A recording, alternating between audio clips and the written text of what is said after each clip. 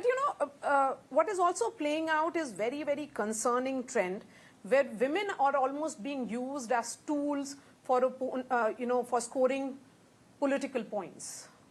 What played out at Congress Party's event yesterday, and then a counter which came from your party colleague and a present member of parliament, it appears that women, even in positions of power, women leaders have become fair game. Maria, we will always ensure that we don't do anything which will show disrespect and which will hurt the dignity of women. We are extremely careful about that. Yesterday, what Rahul Gandhi ji did was very unfortunate. In fact, it's very despicable. He had conducted in such a way that demeaned his own position. Rahul Gandhi ji is the leader of the opposition, and he is also son of former Prime Minister. Prime Minister represents the country. Prime Minister is the face of the country. By ridiculing Prime Minister's position, you are actually ridiculing your own position. It's demeaning the position which he holds. It's very unfortunate. I think because of such conduct, people will fail to trust Rahulji, and people will not take him seriously if he continues to conduct in such manner. But the language which was used by your party colleague in response to the outrage which came. Which response? Nishikant Dubey. No, Prime Minister didn't say anything. None in the cabinet had used foul language. Nobody in the party president or senior functionary said anything.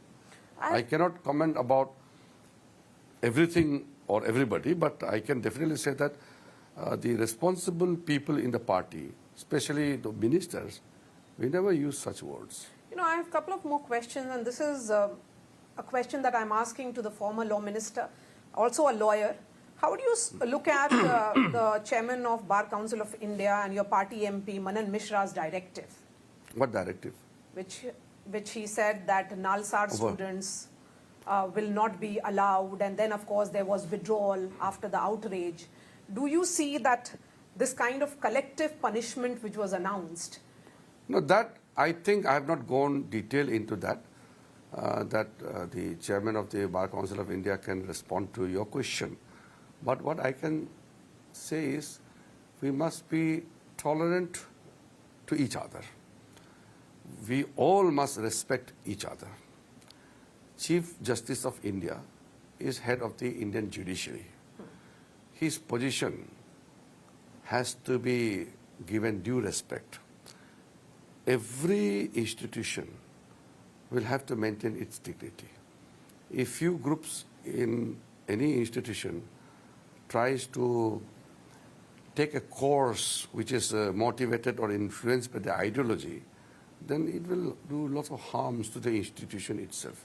If you don't have the capacity to listen to the person of the opposite view, then it's not good for the democracy. And when it comes to judiciary or the Supreme Court judges or anybody, I think we have to be extremely careful. I cannot comment on that incident because I have not really got information about that in details. Universities and campuses spaces for raising concerns and protests? That's what I'm saying. No? You should raise your concerns and all. How can you prevent somebody from coming to the bar? No, to the institution or anywhere. See, what I'm saying is every institution will have lots of people with diverse background, different ideology. If you are not prepared to invite or if you are there to prevent the entry of any person whom you don't like, institution cannot run that way. My last question to you is coming from what we have seen over the last few days on social media. A lot of people from Arunachal Pradesh have put out videos, and even Rahul Gandhi has now raised it, and his words are, and I'm quoting him, Arunachal Pradesh में कई जगहों पर चीन ने हमारी सेना को patrolling करने से रोक दिया है, ये बेहद चिंताजनक है। राहुल जी को हिस्ट्री के बारे में पूरा ज्ञान नहीं है, क्योंकि अरुणाचल प्रदेश जिसका नाम नेफा था, आपको मालूम है, मैं आपको 2 मिनट टाइम लेता हूं इसको समझाने में। अरुणाचल प्रदेश में जो तवांग सेक्टर है वो भारत का साथ 1951 में जुड़े।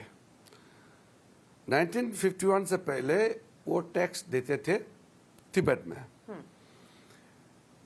1959 में दलाई लामा जी तिब्बत छोड़ के आए और चीन का प्रधानमंत्री चाओ इनले जब यहाँ आए तो उन्होंने बार बार कहा कि ये जो नेफा कहते हैं आप, मैकमोहन लाइन से नीचे, ये आपका हिस्सा है, ये इंडिया का हिस्सा है, आप इसको रखिए। चाइना ने ही कहा, उस समय अरुणाचल का नाम नेफा थे, तो ये नेफा आपका है। उन्होंने कभी क्लेम नहीं किया चीन ने अरुणाचल को, और बदले में ये कहा कि आप अक्सई चीन को क्लेम मत करो और हम नेफा को कुछ नहीं कहेंगे, मैकमोहन से आगे आपका ही है। जबकि 1914 में शिमला एग्रीमेंट में मैकमोहन लाइन को बाउंड्री बना दिया था, तो चाइना ने मान्यता दिया था उसको, उसमें साइन तो नहीं किया, लेकिन बाद में कहा कि ठीक है नेफा आपका टेरिटरी है। लेकिन बाद में जब इंडिया ने कहा कि नहीं हम अक्सई चीन नहीं छोड़ सकते, तो धीरे धीरे करके चीन ने फिर पहले तवांग को क्लेम किया, फिर अरुणाचल को क्लेम करने लगा। 1972 में नेफा से ये अरुणाचल नाम रखा, फिर 1987 में फुल फ्लेज स्टेट बना। तो अरुणाचल में जो जगह अभी एलिगेशन लगा रहे वो 1959 में असापिला रेंज में जो लोंगजू साइड में जो भी जगह ऑक्युपाई किया है वो 1959 में ऑक्युपाई किया। 1962 में कोई एडिशनल बहुत ज़्यादा ऑक्युपाई नहीं कर पाया, 1959 में ऑक्युपाई किया, उसमें असम राइफल के हमारे कुछ जवान मारे गए। हमारे पास रास्ता नहीं था, कोई उसमें मेंटेनेंस करने का व्यवस्था भी नहीं था। बाद में असम राइफल की जगह में आईटीबीपी आए, इंडियन आर्मी तो है ही, लेकिन फ्रंट में आईटीबीपी रहते हैं। 2013 में उस समय के डिफेंस मिनिस्टर ए.के. एंटोनी साहब ने कबूल किया है कि अरुणाचल साइड में और चाइना का बॉर्डर एरिया में भारत का नीति ठीक नहीं रहा, क्योंकि हमने ये माना कि वहाँ डेवलपमेंट नहीं करना चाहिए। अब चीन के डर की क्या है वो पॉलिसी बाद में डिटेल में बात करेंगे, अभी मैं इतना डिटेल में नहीं करूँगा। लेकिन जो भी जगह ऑक्युपाई किया है वो 1959 और 1962 में किया, जगह नहीं गया। नया जो बात कर रहे हैं वो ऐसा है, हाँ। क्योंकि हमारा रास्ता नहीं था, भारत सरकार ने ही रास्ता नहीं बनाने का पॉलिसी बनाया, तो वहाँ पे जो ऊंचा ऊंचा जो पोस्ट है वहाँ पर चाइना ने पहले रास्ता बना लिया और उन्होंने पोस्ट बना लिया, और उसमें हमारे लोकल का कोई डिमार्केशन तो था नहीं, ग्रेजिंग करते थे हमारे जो एनिमल्स वगैरह, याक, गाय वगैरह जो भी है वो ग्रेजिंग करने का, क्यों खाली मैदान है वहाँ, गांव तो होता नहीं है, गांव तो थोड़ा नीचे नीचे में है। तो जो अभी हमारा कुछ लोग अरुणाचल कुछ लोकल लोग कह रहे हैं वो उनका कंसर्न है, वो कह रहे हैं कि जिस जगह में हम लोग पहले ग्रेजिंग करते थे वहाँ नहीं जा पा रहे, वहाँ चाइना ने इस्टेब्लिश किया है, पोस्ट बनाया, वो बात सही है, लेकिन वो सारा एरिया इसलिए चाइना ने ऑक्युपाई किया क्योंकि इंडिया ने तो रास्ता बनाया नहीं, इंडिया का कोई एक्टिविटीज था नहीं। इंडियन गवर्नमेंट का रोड्स, इंफ्रास्ट्रक्चर, बाकी काम जो है वो तो 2014-15 के बाद ही प्लानिंग करके अभी शुरू हो रहे हैं। तक्सिंग जो जगह कह रहे हैं वो 2019 में ही रोड कनेक्ट हुआ। आप सोचो 1947 में आज़ादी प्राप्त हुआ और तक्सिंग में रोड मोदी जी का समय में 2019 में कनेक्ट हुआ। ऐसे यहाँ गुंजी में भी देखिए 2019 में कनेक्ट हुआ। तो जब हमारा रास्ता ही नहीं था तो चाइना ने रास्ता बना लिया और उन्होंने कई जगह ऑक्युपाई कर लिया। इसलिए हमारा लोगों का जो कंसर्न है सही है, लेकिन ये जो आप गूगल मैप देख करके बात मत कीजिए।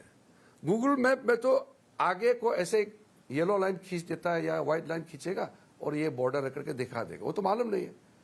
और हमारे लोग भी, कुछ लोग तो बेचारा नहीं जानते हैं, मैं तो ब्लेम नहीं करता हूँ, उसको मालूम नहीं है, वो गूगल मैप देखते हैं और कहते हैं कि ओह ये तो Indian territory.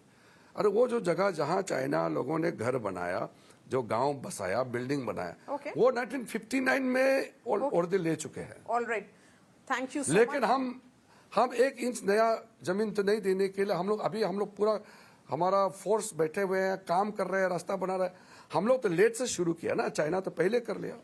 All right, Kiren Rijiju, pleasure speaking to you and thank you for taking all the questions. Thank you.